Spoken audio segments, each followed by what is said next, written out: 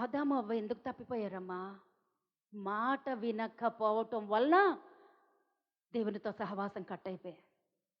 దేవునితో సహవాసం నుంచి దూరం అయిపోయారు.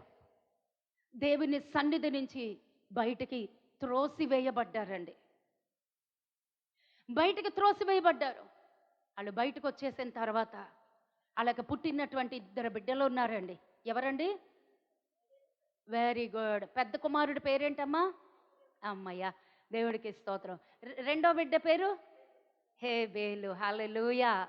పెద్దోడు కయ్యూను, రెండో వాడు హేబేలు. ఈ రోజున చాలా లోతైన మర్మాన్ని దేవుడు మనకి విప్పి చెప్పటానికి ఆయన హృదయం ఎంతగానో ఉప్పొంగుతుంది. ఎందుకో తెలుసా? వాళ్ళు చేసిన తప్పు నువ్వు చెయ్యొద్దు.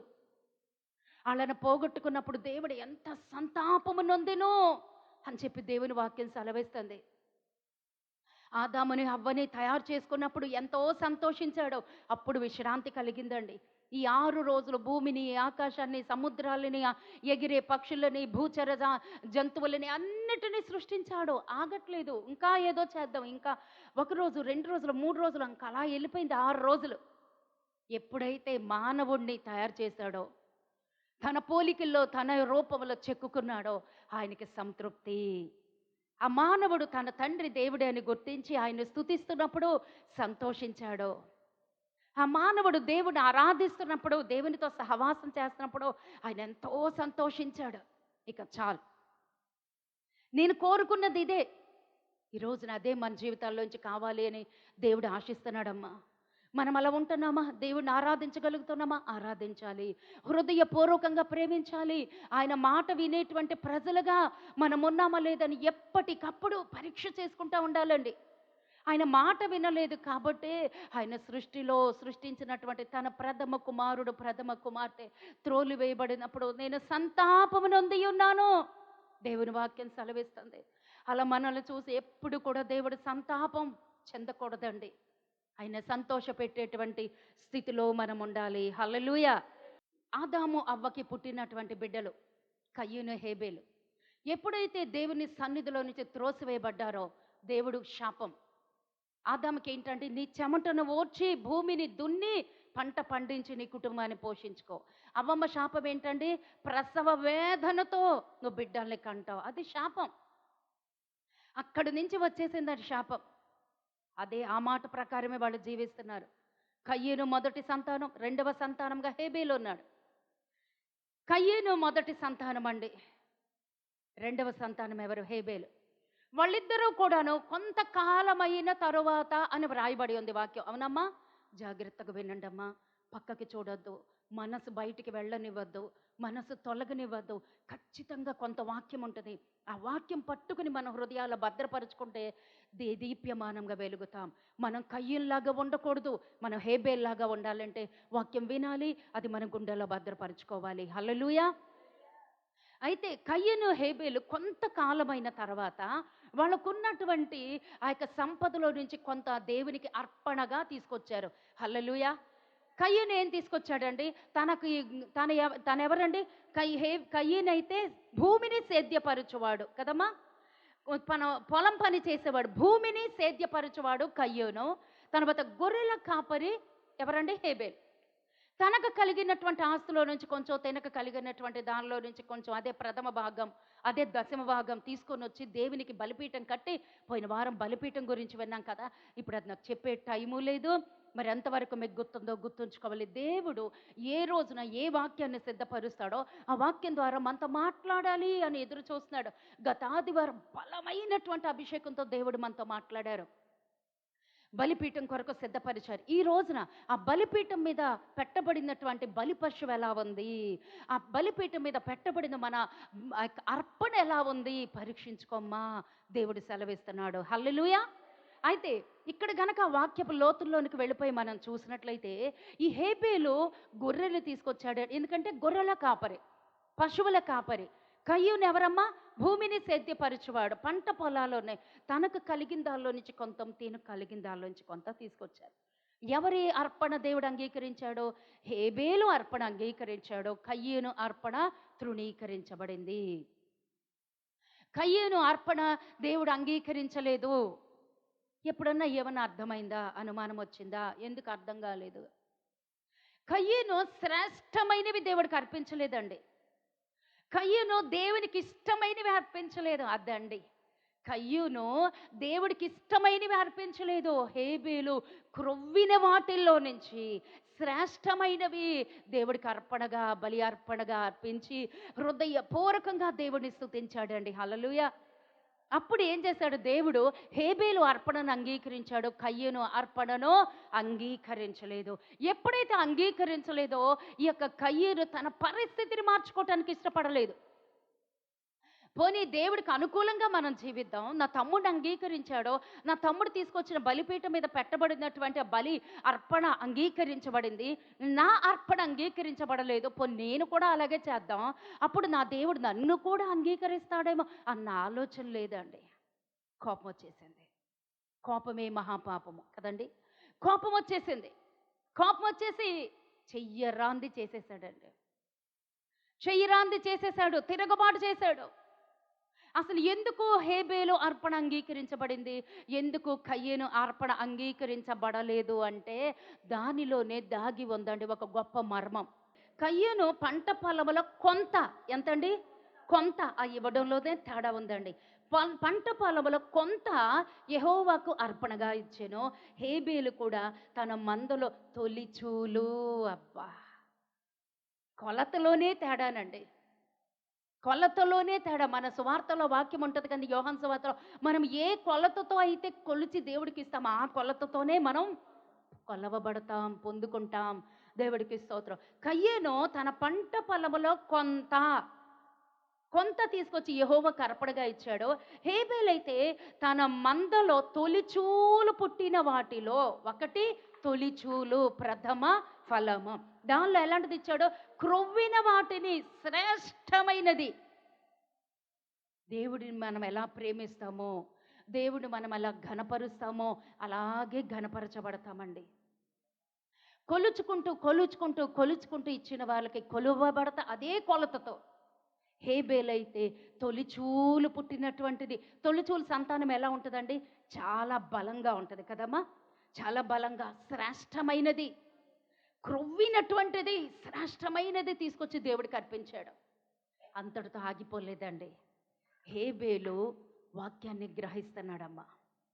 హేబేలుకి కయ్యేనుకి ఇలా బలిపీఠం కట్టాలి, బలిపీఠం కట్టబడిన తర్వాత దాని మీద అర్పణ పెట్టాలి అని ఎవరు చెప్పారు? హేబేలుకి కయ్యేను మొదటి బలిపీఠం కట్టింది వీళ్ళే. మొదటగా దేవుని సన్నిధిలో అర్పణలు అర్పించింది వీళ్ళే. మొదటి గొర్రెల కాపరి ఎవరు అంటే హేబేలే. మొదటగా దేవుడు మనసుని గెలిచిన వాడు ఎవరంటే ఈ యొక్క హేబేలే. మొట్టమొదటగా హతసాక్షిగా మారింది ఎవరంటే హేబేలే. మొట్టమొదటి హంతకుడు ఎవరంటే కయ్యూనే. చూసారా? అసలు హేబేలు అన్నటువంటి మాటకి అసలు ఆ ఒక్క మాటేనండి ఈరోజు వాక్యం. హేబేలు అన్న మాటకు అర్థం ఏంటో తెలుసండి? హేబేలు అన్న మాటకు అర్థం ఏంటో తెలుసండి? వ్యర్థము. హేబేలు అన్న మాటకి వ్యర్థము. మరొక మాట ఏంటో తెలుసండి? ఆవిరి. మరొక మాట ఏంటో తెలుసండి? తాత్కాలికము. ఈ మూడు రాసుకోండి. ఈరోజు వాక్యమంతా వీటి చుట్టూతోనే తిరుగుతుంది. హేబేలు అన్న మాటకి అర్థం ఏంటో తెలుసా అండి? వ్యర్థము. రెండవది ఆవిరి. మూడవది తాత్కాలికము. హేబేలు గ్రహిస్తున్నాడండి. హేబేలు గ్రహిస్తున్నాడు. తన పేరుకు తగినట్లుగా జీవించాడు. హేబేలుకు తెలుసు ఈ భూమి మీద బ్రతికే బ్రతుకంతా వ్యర్థమే. ప్రసంగి గ్రంథకర్త చెప్తాడు, ఈ ఆకాశము కింద ఈ భూమి మీద మనం పడేటువంటి ప్రయాస అంతా వ్యర్థమే. మనం చేసే కష్టమంతా వ్యర్థమే. ఈ సూర్యుడి కింద మనం బ్రతికే ఈ జీవితం అంతా వ్యర్థమే. ఎందుకంటే అన్ని పోగొట్టుకున్నాడండి. సొలొమోను గారి జీవితంలో అంతా వ్యర్థమైపోయింది. కార్యారంభము బాగుంది కానీ కార్యాంతము చాలా దుఃఖకరంగా మిగిలిపోయింది. 1000 మంది వచ్చేసారండి భార్యలు. 700 మంది భార్యలు, 300 మంది ఉపపత్నులు, ఇంకా ఇంకా ఏవో ఏవో పాపాలు. అన్నీ కోల్పోయాడు. సాక్ష్యం కోల్పోయాడు. దేవుడు వద్దన్న పని చేశాడు. అప్పుడు రాశాడండి, అన్ని బుద్ధి వచ్చినాక గ్రహించుకుని అప్పుడు రాస్తున్నాడు, అయ్యో నేను పడిందంతా వ్యర్థమే. అందుకే అంటున్నాడు, ఈ అడవి పువ్వులలో ఒక పువ్వుగానైనా నేను అలంకరించబడిన ఎంత బాగుండును, ఎంత బాగుండును. సర్వ వైభవముతో కూడినటువంటి సొలొమోను రాజు పలికినటువంటి మాటలండి. ఆ వైభవం దగ్గర ఈ అడవి పువ్వే చాలా శ్రేష్టమైంది అని చెప్పాడు. వ్యర్థము, అన్నీ వ్యర్థమే. ఈరోజు మనం పరిగెత్తే పరుగు, ప్రయాస, సంపాదించింది అన్నీ మనం వెళ్ళిపోయేటప్పుడు ఏమవుద్దండి? వదిలేసి వెళ్ళిపోవటమే. మనం ఇంతకాలం కష్టపడి కూడబెట్టింది మొత్తం వెళ్ళిపోయేటప్పుడు ఏది రాదండి మనతో. అందుకే ఆ జీవితం వ్యర్థం. ఈ జీవితం దేవుడికి సమర్పించుకోవాలి. అతను ఎందుకు బ్రతుకుతున్నాడు? తన మాటలో, తన హృదయంలో ఏమి దాగి ఉన్నది అంటే, నేను దేవుడి కొరకు బ్రతకాలి, దేవుడి కొరకు సంపాదించాలి, దేవుడి కొరకే జీవించాలి. ఈ లోకంలో నేను పరిగెత్తినదంతా వ్యర్థమే. నేను పరిగెత్తిన ప్రయాస అంతా ఒకానొక రోజున ఆవిరైపోతుంది. నేను పరిగెత్తేటువంటి పరుగంతా ఒక రోజున ఆగిపోతుంది. అది తాత్కాలికమే. ఇది తాత్కాలికమైనటువంటి జీవితమే అని గ్రహించగలిగాడు అండి హేబేలు. అందుకే ఆ పేరుకి, సారాంశంకి అలా బ్రతికాడండి. హల్లెలూయా, దేవుడికి స్తోత్రం. సరే, అయితే ఈ హేబేలుకి, కయీనుకి ఎవరు చెప్పారండి ఈ శ్రేష్టమైనటువంటి బలి అర్పణ దేవుడికి తీసుకెళ్ళాలి, మనం సంపాదించిన దానిలో నుంచి ప్రథమ ఫలం దేవుడికి ఇవ్వాలి అని ఎవరు చెప్పారు? ఎవరమ్మా? వెరీ గుడ్, గాడ్ బ్లెస్ తల్లి. ఆదామే చెప్పాడు, అవ్వమ్మే చెప్పింది, తల్లే చెప్పింది, తండ్రే చెప్పాడు. ఎందుకో తెలుసండి, ఆ తల్లి తండ్రి ప్రథమ ఉపాధ్యాయులు. హల్లెలూయా. మొదటి గురువు ఎవరు అంటే తల్లి తండ్రే. ఇందాక రాగానే రమ ఏం చేస్తుందండి, వాళ్ళ కొడుకుని తీసుకొచ్చి మోకాళ్ళేసి పట్టుకొని కూర్చోబెట్టి ప్రార్థన చెప్పి చేయిస్తుంది. హల్లెలూయా. తల్లేనండి మొదటి ఉపాధ్యాయురాలు. ఎవరంటే తల్లే. మనందరం కూడా అలాగే నడిపిస్తున్నాం. దేవునికి స్తోత్రం కలుగునుగాక. ఆ తల్లి ఏం చెప్పింది, ఆ తండ్రి ఏం చెప్పాడు, ఏం గ్రహిస్తున్నాడు హేబేలు? ఆ తల్లి చెప్తుంది, అయ్యా అదే 2వ అధ్యాయంలో, అదే 3వ అధ్యాయములో 21 అమ్మా. దేవుడైన యెహోవా వెరీ గుడ్, ఆదామునకును అతని భార్యకును చర్మపు చొక్కాయలను చేయించి వారికి తొడిగించాను. చాలండి. వాళ్ళు ఎప్పుడైతే పాపము చేశారో దేవుడు అన్నాడు, ఎక్కడా ఆదామా, ఎక్కడా అవ్వమ్మ, ఎక్కడా? ప్రభువా మేము ఈ చెట్లు ఇవాళన్నీ ప్రశ్నలేనండి. ఆదామను అడుగుతున్నాడు, అవ్వమ్మను అడుగుతున్నాడు, ఎక్కడా ఆదామా నువ్వెక్కడా? చల్లపూట వచ్చి దేవుడు వారితో సహవాసం చేసేవాడు, కనిపించట్లేదు ఆదాము. పరిగెత్తుకుని వచ్చేవాళ్ళు ఇప్పుడు రావట్లేదు, దాక్కుని ఉన్నారు. ఆదామా నువ్వెక్కడా, అవ్వమ్మా నువ్వెక్కడా అంటే ఆదామన్నాడు, ప్రవ్వా ఈ చెట్ల చాటున దాగుకొని ఉన్నాను. దేవుడు అన్నాడు, నువ్వెందుకు దాక్కున్నావు? ప్రవ్వా నేను దిగంబరగా ఉన్నాను ప్రవ్వా. అసలు నువ్వు దిగంబరగా ఉన్నావు నీకెవరు చెప్పారు? ప్రవ్వా నువ్వు తినద్దన్న ఫలము ఇదిగో నువ్వే నాకు తోడుగా ఇచ్చావు కదా, ఆ స్త్రీ తెచ్చింది ప్రవ్వా. ఎంత చక్కగా నేరం మోపుతున్నాడో చూడండి ఆ స్త్రీ మీద. నువ్వే తోడుగా తీసుకొచ్చావు కదా, ఆ స్త్రీ నాకు ఇచ్చిందయ్యా, ఆ ఇచ్చిన ఫలం తిన్నా. నేను ఫలం తిన్నాను అని ఒప్పుకోవటం లేదండి. ఒప్పుకోవాలండి దేవుడి సన్నిధిలో. తెలిసి చేసిన, తెలియక చేసిన ఆ తప్పుని మరొకరి మీద రుద్దడం కాదండి దేవుడికి ఇష్టం లేనిది. నాయనా నువ్వు చెప్పినటువంటి మాట నేను వినలేదు, నేను ఆజ్ఞ అతిక్రమించానయ్యా, నువ్వు ఉండమన్న చోట నేను ఉండలేదయ్యా, స్థానభ్రంశం కలిగిందయ్యా. నువ్వు ఇక్కడే ఉండమన్నావు, ఇంతవరకే చెప్పావు, ఇంతవరకే నాకు ఆజ్ఞాపించావు. కానీ ఆ వెళ్ళొద్దన్న ఆ పక్క చెట్టు దగ్గరికి వెళ్ళిపోయానయ్యా. ఆ చెట్టు దగ్గర సర్పం ఉందయ్యా, అది కాటేస్తుందని తెలుసు. నువ్వు వెళ్ళొద్దన్న స్థలానికి మేము వెళ్ళామయ్యా, క్షమించయ్యా. రాట్లా, ఆ మాట రాలా. ఆదాము దగ్గర రాలా, అవ్వమ్మ దగ్గర రాలా, క్షమించయ్యా మేము తప్పు చేసాం రాలా. ఆ సర్పం చేసిందయ్యా. ఆదాము ఏమంటున్నాడు, అయ్యా నువ్విచ్చినటువంటి ఈ స్త్రీ ఆ పండు ఇచ్చింది. ఆ స్త్రీ ఏమంటుంది, అయ్యా ఇదిగో ఆ సర్పం తెచ్చింది అయ్యా. అంతేకాని ఒప్పుకోలు జీవితం లేదండి, తగ్గింపు స్వభావం లేదండి. ఈ రోజున అదే గుణపాఠం నేర్పుతున్నాడు. తెలుసో తెలియకో పొరపాటో తప్పో పాపమో ఏదోనో చేసినప్పుడు దేవుడు సెలవిస్తున్న మాట ఏంటి? ఒప్పుకోలు జీవితంకి రావాలి, తగ్గింపు స్వభావం కావాలి, సరిదిద్దుకోవాలి. తృణీకరించేశాడండి, వాళ్ళు త్రోలి వేశాడు నిర్దాక్షిణంగా. వాక్యం అక్కడ సెలవిస్తాను. కచ్చడములు కట్టుకున్నారు. ఏ ఆకులతో? ఏ ఆకులతో? ఏ ఆకులతో వారిని సిగ్గుని దాచుకుని ఉన్నారు, దిగంబరత్వాన్ని దాచుకున్నారు? ఈ- ఆ, చదవకుండా చెప్పాలి. అంజూరపు ఆకులు. హల్లెలూయా, దేవుడికి స్తోత్రం. అంజూరపు ఆకులతో వారి యొక్క దిగంబరత్వాన్ని కప్పుకున్నారండి. ఆకులు ఎంతసేపు ఉంటాయండి? ఒకరోజు మహా అయితే, తర్వాత మళ్ళీ వాడిపోతుంది, మళ్ళా దిగంబరులుగా కనిపిస్తారు. దేవుడు కనికరము కలిగిన దేవుడు అండి. వారిని దిగంబరులుగా లోకంలోనికి పంపటానికి ఇష్టం లేదండి. వాళ్ళ దిగంబరత్వాన్ని కప్పటానికి ఈ యొక్క 21వ వచనంలో దేవుడైన యెహోవా ఆదామునకును అతని భార్యకును చర్మపు చొక్కాయలను చేయించి వారికి తొడిగించెను. హల్లెలూయా. మొదటి వస్త్రం అండి అది. ఆ మొదటి వస్త్రం ఏంటంటే చర్మపు చొక్కాయి. చర్మము అంటే ఒక జంతువు చంపబడాలి, అది అక్కడ వధించబడాలి. గొర్రె కావచ్చు, గొర్రె తీసుకుని ఉండుంటాడు నాకు తెలిసి దేవుడు. ఎప్పుడు గొర్రెనే కోరుకుంటాడు. గొర్రె చంపి దాని చర్మముని తీసి వీళ్ళకి వస్త్రాలుగా చేశాడు. అంతవరకే మనకు తెలుస్తుందండి. అవునా? ఎందుకని దేవుడు అక్కడ వధ జరిగించాడు? ఎందుకు దేవుడు అక్కడ వధ జరిగించాడు అని అంటే, దేవుడే మూల్యం చెల్లించాడు అండి. రక్త ప్రోక్షణం జరిగించాడు అక్కడ. పాపానికి మరణం. పాపము తొలగిపోవాలి అంటే రక్తం చిందించబడకుండా పాప క్షమాపణ లేదు. వారికి పాప క్షమాపణ కావాలి అంటే అక్కడ రక్తం చిందించబడాలి.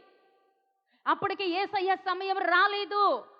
కాబట్టి దేవుడే అక్కడ ఒక జంతువుని చంపి ఆ రక్తంతో వాళ్ళకి పాప పరిహారం చెల్లించి ఆ వస్త్రాలు తీసి వీళ్ళకి ఆ చర్మాన్ని తీసి వీళ్ళకి వస్త్రాలుగా కుట్టి పంపించాడండి బయటికి. వాళ్ళు జీవించిన జీవిత కాలం అంతా ఆ చర్మపు చొక్కాయలే తొడుక్కొని ఉన్నారు. దేవునికి సమస్త మహిమ కలుగునుగాక. ఆ చర్మపు చొక్కాయలు తొడుక్కున్నారండి. అప్పుడు తెలుసుకున్నారండి, పాప క్షమాపణ నిమిత్తం మనం ఏం చేయాలండి? రక్త ప్రోక్షణం. రక్తములో మన పాపములు కడగబడాలి. రక్తములో కడగబడకపోతే పాప క్షమాపణ లేదు. ఇప్పుడు అర్థమైందా?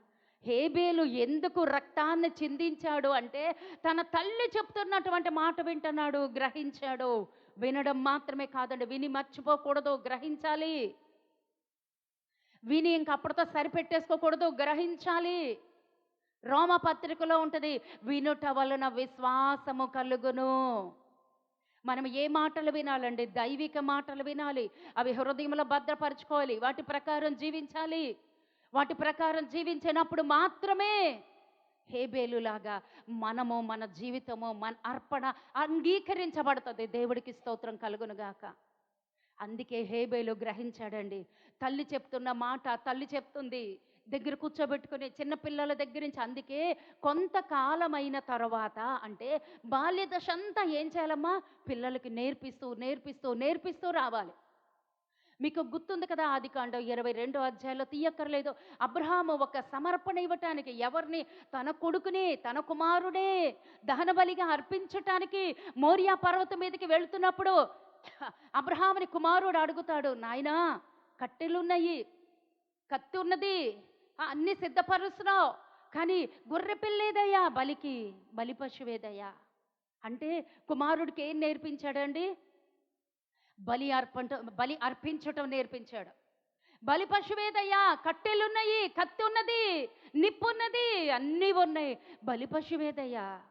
బలి పశువేది అంటే బిడ్డకు తెలుసా లేదా? తెలుసండి. తెలిసి బిడ్డలకి తెలిసొచ్చేంత వరకు మనం ఏం చేయాలో తెలుసండి? వాళ్ళు నేర్చుకునే విధి విధానాల్లో బిడ్డలకు నేర్పుతూ నేర్పుతూ నేర్పుతూ రావాలండి. దేవునికి స్తోత్రం కలుగునుగాక. హల్లెలూయా. అందుకే కొంతకాలమైన తర్వాత అంటే కొంత వయసు వచ్చేంత వరకు ఆ తల్లి సంరక్షణలో వాళ్ళు ఉన్నారు. ఆ తల్లి నేర్పుతుంది, వాక్యం నేర్పుతుంది, బలి అర్పణ నేర్పుతుంది, ఆ యొక్క సమర్పణ నేర్పుతుంది, దేవుళ్ళో ఎలా జీవించాలి, దేవుడిని ఎలా ఘనపరచాలి, ఇవన్నీ నేర్పుకుంటూ వచ్చిందండి. అవన్నీ నేర్పిస్తుంది. ఈ రోజున మన బిడ్డలకి మనం ఏం నేర్పిస్తున్నాం? మన బిడ్డలకి నేర్పించాలి అంటే మనమే మాదిరికరంగా ఉండాలి. మనమే మన ఇంటికి మన బిడ్డలకి ఉపాధ్యాయుడిగా ఉండాలి, స్నేహితుడిగా ఉండాలి, తల్లిగా ఉండాలి. అంతేకాదు, నేను ఇంకోటి ఎప్పుడు చెప్తాను, మనమే మన పిల్లలకి పాస్టర్గా ఉండాలి. మనమే మన పిల్లలకి పాస్టరమే, మనమే మన ఇంటికి యాజకులమే, మనమే మన ఇంటికి మాదిరికరంగా ఉండాలి. దేవునికి స్తోత్రం కలుగునుగాక. మనమే సినిమాల దగ్గర కూర్చుంటే మన బిడ్డలు ఏమైపోతారమ్మా? మనమే దారి తొలగిపోతే మన బిడ్డలు ఏమైపోతారమ్మా? మనకే ఆదివారం దేవుడి సన్నిధికి వెళ్ళటం రాలేదు అనుకో, మన బిడ్డలు ఏమైపోతారు తల్లి? బిడ్డల గురించి లెక్క నిన్నే అడుగుతాడు దేవుడు. మరొక మాట, పురుషుడిని అడగడమ్మా. పురుషుడికి సంపాదించి తెచ్చి కుటుంబాన్ని పోషించాలి. జ్ఞానము గల స్త్రీ కుటుంబాన్ని కడతదని చెప్పి దేవుని వాక్యం సెలవిస్తుంది. ఆ స్త్రీ మీదే చాలా మట్టుకు ఆధారపడి ఉంటుందండి. ఆ బిడ్డల భవిష్యత్తు మొత్తం కూడా వాడు ప్రయోజకుడు అవ్వాలి అంటే ఆ స్త్రీ మీద ఎక్కువ ఆధారపడుతుంది. అలాగని తండ్రి ఆధారం లేదన్న, తండ్రి ఎలా నడుస్తాడో బిడ్డలు అలాగే ఉంటారు, తల్లి ఎలా ప్రార్థన చేస్తుందో బిడ్డలు అలాగే ప్రార్థిస్తారు, అలాగే నేర్చుకుంటారు. ఆ తల్లి తండ్రులే మొదటి గురువు కదా. దేవునికి స్తోత్రం. ఆ తల్లి చెప్తుంది, అయ్యా మేము తినద్దన్న పండు తిన్నాము, ఆ దేవునితో సహవాసం కోల్పోయాము. ఆ దేవుడు మాతో ఉదయకాల సమయంలో వచ్చి మాతో మాట్లాడేవాడు, చల్లపూట సాయంకాల సమయంలో వచ్చి మాట్లాడేవాడు. ఆ యొక్క ఏదోను తోటలో మేమున్నాము, దేవుని హస్తాలతో మేము చెక్కబడి ఉన్నాము. చెప్పడానికి ఏముంది? ఉందా నీ జీవితంలో సాక్ష్యం? నీ బిడ్డలకి నువ్వు చెప్పుకోవటానికి ఏమన్నా సాక్ష్యం ఉందా? నా దేవుడి కొరకు నేను ఇలా బ్రతికాను చెప్పుకోగలవా? ఏమన్నా సాక్ష్యం సంపాదించావా? సంపాదించాలి. నేను ఇంత కష్టపడి నేను ఈ రోజున ఎదిగి ఉన్నాను, నా ఆత్మీయ జీవితాన్ని నేను కాపాడుకున్నాను, నాలాగా మీరు ఉండాలి. ఒకవేళ ఏదైనా తప్పు చేస్తే, పొరపాటు చేస్తే నాలాగా ఉండద్దు. మేము ఆ సర్పంతో సహవాసం చేశాము, ఆ సర్పంతో సహవాసం చేయటం వల్ల ఏమైందంటే దేవుని సన్నిధిని కోల్పోయాము. ప్రియ బిడ్డలారా, దేవుని సన్నిధిని ఎక్కడైనా కోల్పోతున్నామేమో జాగ్రత్తగా గమనించుకుంటూ వెళ్ళిపోదాం. జాగ్రత్తగా మన జీవితాన్ని చక్కబెట్టుకుందాం. మన ఆత్మీయ జీవితం ఎలా ఉంటుందో, ప్రార్థన అనుభవాలు ఎలా ఉంటున్నాయో. ఆ తల్లి చెప్తుంది కన్నీటితో, అయ్యా ఏదోని తోటలో నుంచి తరమబడ్డాం, దిగంబరులుగా వచ్చేసాం, అంజూరపు ఆకులు చుట్టుకుని ఉన్నాం. దేవుడు ఒక జంతువుని వధించి రక్తాన్ని ప్రోక్షీకరించి ఆ పాపానికి మూల్యము చెల్లించి ఆ చర్మపు చొక్కాయలు మాకు తొడిగించి, ఇదిగో ఈ చొక్కా ఆయన ఇచ్చింది, ఈ వస్త్రం ఆయన ఇచ్చింది, తొలి వస్త్రము ఆ చర్మపు చొక్కాయలు. అందుకే సాదృశ్యము, మేము చేసిన తప్పు మీరు చెయ్యొద్దు. ఆ తల్లి చెప్తున్న మాటలన్నీ స్పష్టంగా హేబేలు గ్రహిస్తూ వచ్చాడండి. హేబేలు గ్రహిస్తూ వచ్చాడు. దేవునికి స్తోత్రం. మరి మన బిడ్డలు మనల్ని చూసి ఏం నేర్చుకుంటున్నారు ఈ రోజున? మన బిడ్డలు నేర్చుకోవాలి అంటే మన జీవితాలు ఎలా ఉండాలి? ప్రార్థన పూర్వకంగా ఉండాలండి. దేవునికి స్తోత్రం కలుగునుగాక. ఆ తల్లి చెప్పినవన్నీ నేర్చుకున్నారండి. అందుకే హేబేలు క్రొవ్వింది తీసుకొచ్చాడు, ప్రథమ సంతానాన్ని తీసుకొచ్చాడండి. హల్లెలూయా. తన యొక్క ఉన్నటువంటి ఆ మందలో నుంచి ప్రథమ సంతానాన్ని, ఆ ప్రథమ సంతానాన్ని దేవుడికి తొలిచూలు పుట్టినటువంటి దానిలో నుంచి క్రొవ్విన దాన్ని, శ్రేష్టమైన దాన్ని, నా తల్లిదండ్రులు చేసిన తప్పు నేను చేయనయ్యా, నా తల్లిదండ్రులు చేసిన తప్పు నేను చేయనయ్యా, నేను సరిదిద్దుకుంటాను అని దేవుడికి అంగీకారంగా అర్పణగా తన జీవితాన్ని అర్పించేసుకున్నాడు. ఈరోజు మన జీవితాలు ఎలా ఉన్నాయి? మనల్ని నేను ఒక మాట చెప్తాను, ఎవరు ప్రేమించినా ప్రేమించకపోయినా పట్టించుకోవద్దు. ఎవరు నిన్ను అబ్బా అని పిలవకపోయినా, భుజం తట్టకపోయినా పట్టించుకోవద్దు. నీతో ఉన్నవాడు దేవుడు, నిన్ను పరలోకం తీసుకెళ్ళేవాడు దేవుడు. ఆయన ప్రేమని మనం పొందుకోవాలి. దాని కొరకు మనం బ్రతుకుదాం. ఇంతకాలము దేనికో దేనికో దేనికో పరిగెత్తేసాం, ప్రయాసపడ్డాం.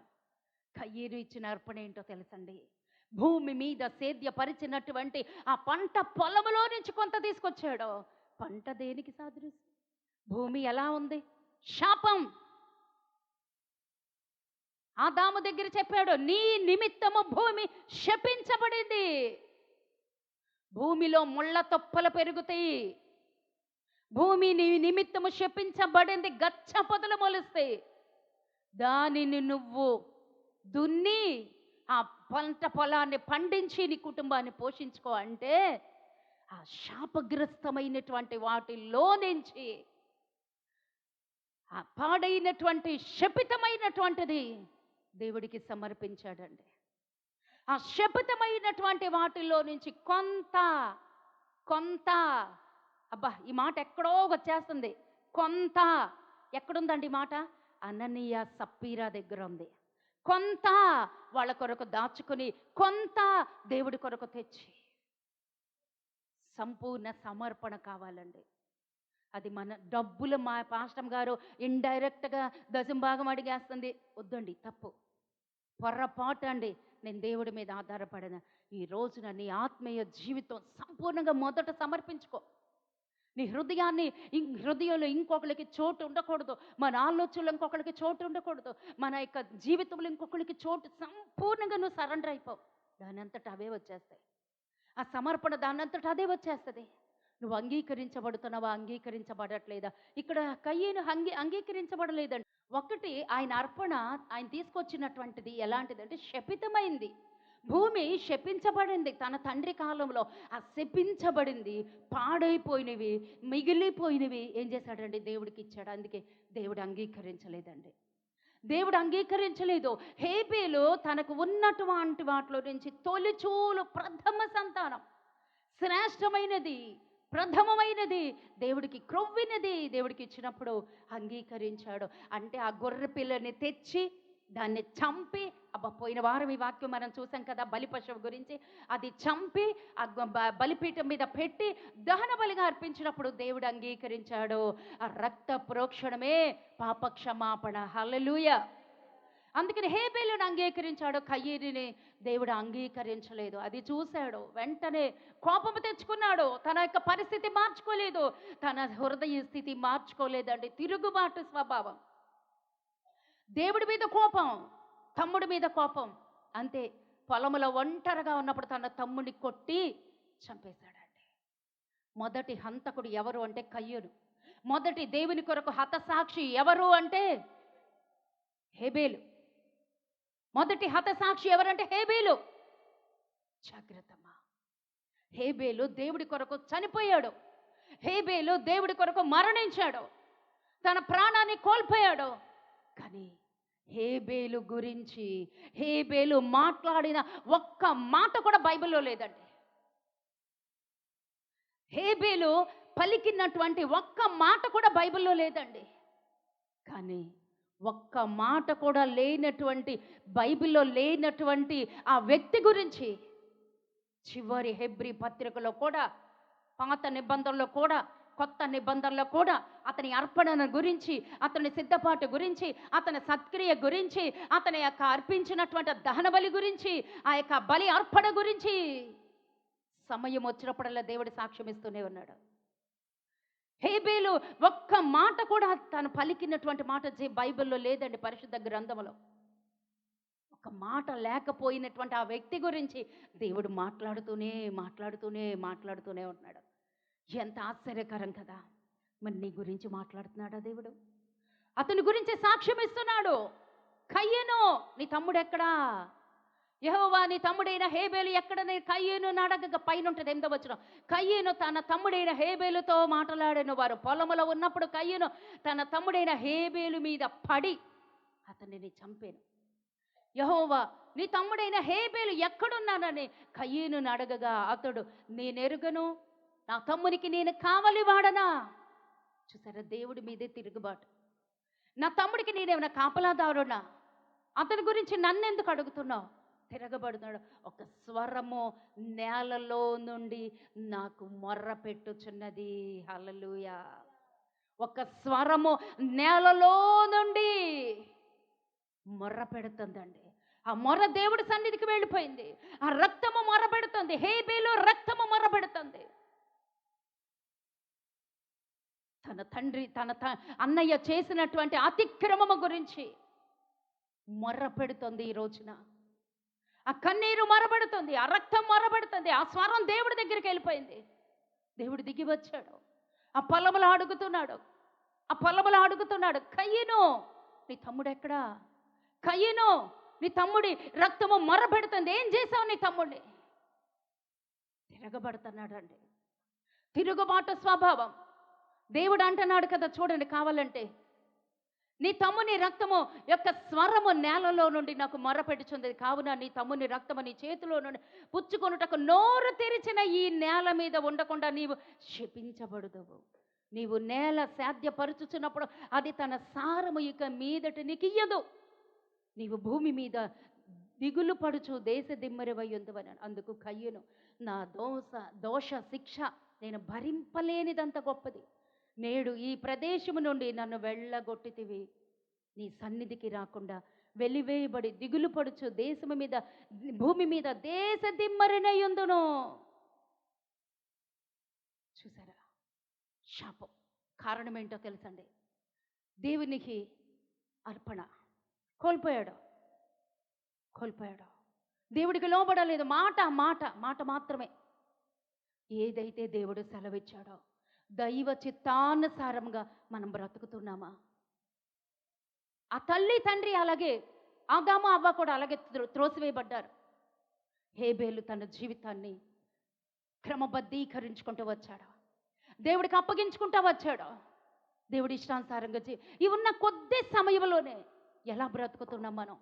హెబ్రీ పత్రిక 9వ అధ్యాయము 22వ వచనం, మరియు ధర్మశాస్త్ర ప్రకారము సమస్త వస్తువులను రక్తము చేత శుద్ధి చేయబడుననియు, రక్తము చిందింపబడకుండా పాప క్షమాపణ కలుగుదని సామాన్యముగా చెప్పవచ్చును. హల్లెలూయా.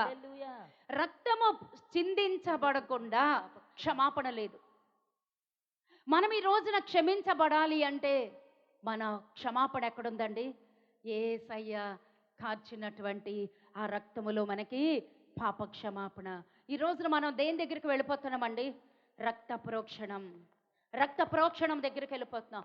ఎందుకంటే యేసయ్య తన శరీరాన్ని మన కొరకు ధారపోసాడు, సిలువలో మన కొరకు బలి అయిపోయాడు, మన కొరకు బలిగా తాను అర్పించుకున్నాడు. ఎవరు నశించిపోకూడదని, ఆ కయ్యూను జీవితంలాగా మన జీవితం ఉండకూడదని, కయ్యూనులాగా ఎవరు తప్పిపోకూడదని దేవుడు ఎప్పటికప్పుడు మన గురించి జాగ్రత్త తీసుకుంటూనే ఉన్నాడండి. దేవునికి స్తోత్రం కలుగునుగాక. మన ఆత్మీయ జీవితం ఎలా ఉంది? మన పరిస్థితులు ఎలా ఉంటున్నాయి? మన జీవితం ఎలా ఉంటుంది? ఆ రక్త ప్రోక్షణంలో మనం ఉంటున్నామా? ఆ రక్త ప్రోక్షణంలో మన పాపములు కడుగుకుంటున్నామా? దేవుని సన్నిధికి వచ్చినప్పుడు ఎందుకు ఈ బలారాధన? ఎందుకు ప్రతిసారి నెలకొకసారి ఎందుకు తీసుకోవాలి? ఈ క్రమం ఎవరు పెట్టారు? పస్కాకి మాదిరికరంగా దేవుడించాడు, సాదృశ్యంగా దేవుడించాడు. ఇది మీరు నన్ను జ్ఞాపకం చేసుకొనుటకు, మీ కొరకు నీ రక్తం కార్చానని జ్ఞాపకం చేసుకోండి, మీ కొరకు నా శరీరము నలగగొట్టబడిందని జ్ఞాపకం చేసుకోండి. మీ పాపములు క్షమించబడాలి అంటే నా సన్నిధికి రావాలి. అందుకే కొరింథీయుల పత్రికలో 1వ అధ్యాయం 11వ వచనంలో దేవుని వాక్యం సెలవిస్తుంది కదా. దేవుని వాక్యం ఏం సెలవిస్తుంది? ఆ రక్షించబడినటువంటి వారికి క్రీస్తు యొక్క మొదటి కొరింథీయులకి రాసినటువంటి పత్రిక 1వ అధ్యాయము చదవండి ఒక్కసారి. సిలువను గూర్చిన వార్త నశించుచున్న వారికి వెర్రితనము కానీ రక్షించబడుచున్న మనకు దేవుని శక్తి ఆ సిలువలోనే ఉందండి. ఆ సిలువలో కార్చినటువంటి ఆ రక్తములోనే మనకు విమోచన. సిలువను గూర్చిన వార్త నశించుచున్న వారికి, ఈ రోజున కయ్యూను నశించిపోయాడండి. కయ్యూను నశించిపోయాడు. ఆ నశించిపోయినటువంటి జాబితాలో, నశించినటువంటి జాబితాలో కయ్యూనుంటే మనం ఏ జాబితాలో ఉన్నాం? ఎప్పుడైనా గుర్తుకొస్తుందా? మనం ఎక్కడ ఉంటున్నాం? మన ఆత్మీయ జీవితం ఎలా ఉంటుంది? మన పరిస్థితులు ఎలా ఉంటున్నాయి? మన జీవిత విధి విధానాలు ఎలా ఉంటున్నాయి? క్రమబద్ధీకరించుకోగలుగుతున్నామా? మన పాపములు ఎక్కడ క్షమించబడుతున్నాయి? హెబ్రీయులకు రాసినటువంటి పత్రిక 11వ అధ్యాయం 12, 13 కనుక మనం చూసుకున్నట్లయితే మనం ఎవరిమి? సిస్టర్ ఇందాక చదివారు, మనం పరదేశులమి, మనము యాత్రికులమి. పేతురు గ్రంథకర్త చెప్తున్నాడు, మనం పరదేశులమమ్మా, ఇక్కడ శాశ్వతంగా ఉండము. హేబేలు అన్న మాటకు అర్థం ఏంటి ఇప్పుడు తెలిసింది కదా, చెప్పండి. ఆయా తాత్కాలికము. బబులోను అనగా తారుమారు, బబులోను అనగా తారుమారు. కయ్యూను అంటే బబులోనికి సాదృశ్యమే. గందరగోళం, అతని జీవితం అతనికి అర్థం కావట్లేదు. హేబేలు అనగా యెరూషలేముకి సాదృశ్యం. యెరూషలేము దేవుని పట్టణం సాదృశ్యం, పరలోక పట్టణానికి సాదృశ్యం. ఇందాక సహోదరి చదివినట్లుగా ఇది యొక్క మన జీవితం ఏంటో తెలుసండి. మళ్ళీ చదవండమ్మా.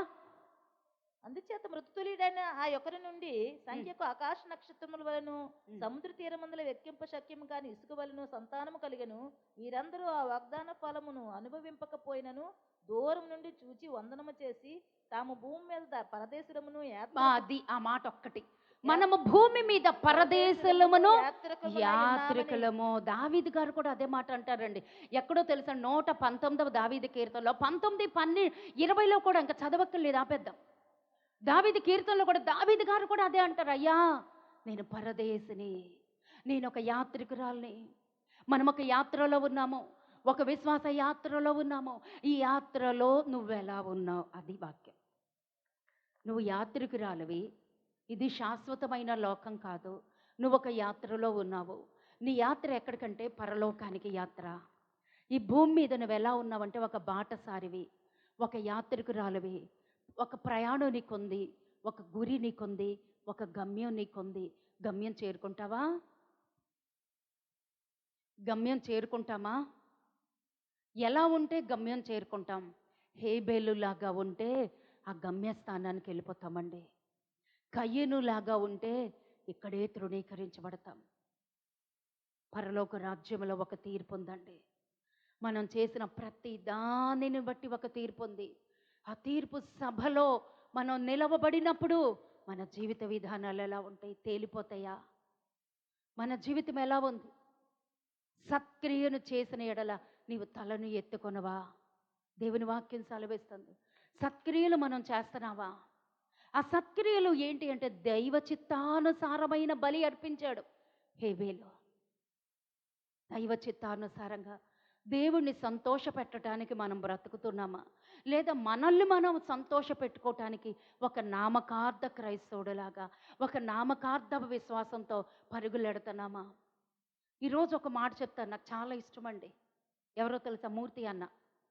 అక్కడ 7ంటికి వెళ్ళిపోతారు, 8ంటికి వెళ్ళిపోతారు. అక్కడ అయిపోతుంది, మళ్ళీ పరుగున వస్తారు, మళ్ళీ ఇక్కడికి వస్తారు, ఈ వాక్యం వింటారు, ఇక్కడ అయిపోద్ది, అప్పుడు వెళ్ళి అప్పుడు వెళ్ళి తన పనులు తను చేసుకుంటారు. ఎందుకింత ప్రయాస? ఎందుకింత ప్రయాస? ఎందుకంటే మనం ఎక్కడికి వెళ్ళాలండి? మన గమ్యస్థానం పరలోక రాజ్యం. మరి దేని కొరకు ఈరోజు మన పరుగులు, ప్రయాస, మన యొక్క జీవితము? హేబేలు అనగా వ్యర్థము, అంతా వ్యర్థమే. ఈ భూమి మీద జీవితమే వ్యర్థం. అది ఒక రోజున ఆవిరైపోతుంది. హేబేలు అనగా వ్యర్థము, హేబేలు అనగా ఆవిరి, హేబేలు అనగా తాత్కాలికమే. ఈ జీవితం ఒక తాత్కాలికం, అది మనం గ్రహిస్తున్నామా?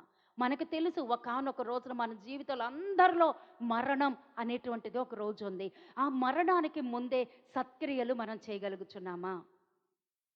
దేవుని చిత్తానుసారంగా దేవుణ్ణి సంతోషపెట్టే బిడ్డగా మనం ఉన్నామా లేదా? అది ఈరోజు వాక్యం.